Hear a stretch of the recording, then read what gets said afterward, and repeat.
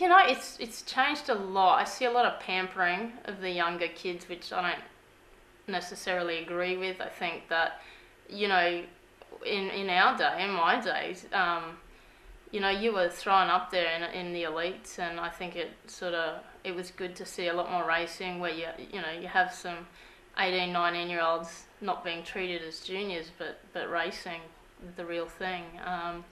So yeah, we had great prize money in my day and really good sponsorship. So I probably think I was the lucky one, but they certainly get looked after by the federations these days.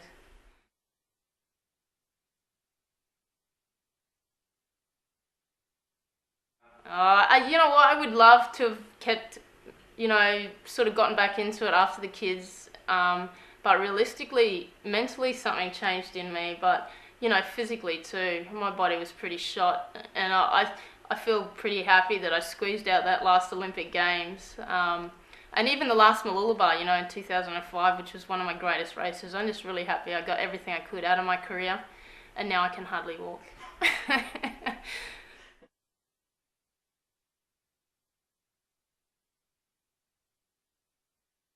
I did a little bit of racing after I had my first child, Hayden, in 2006. I raced that year.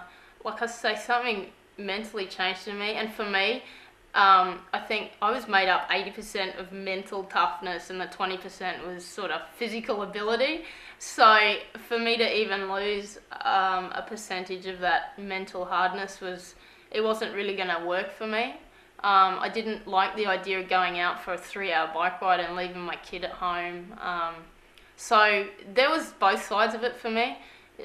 Sort of physical, like I'd had a lot of stress fractures and struggles with my feet, and sort of sitting out for 3-4 months at a time was starting to wear thin.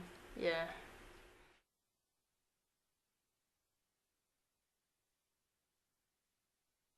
Yeah, well, yeah. I mean, life's very different. I've got a 2-year-old and a 4-year-old, and yeah, once I retired, it was just like a big weight off my shoulders instead of trying to juggle motherhood and training, and trying to be hard, and so I really enjoy being a mum. It's hard, but it's you wouldn't swap it for the world. And I do a little bit of work on the side, a little bit of coaching, and I do some like an athlete development program at a private school where we pick out a few kids with potential, and I sort of help them along too. So I do a few hours of work here and there, but I'm sort of waiting till my kids are at school, and then I would hopefully look at doing something a little bit bigger.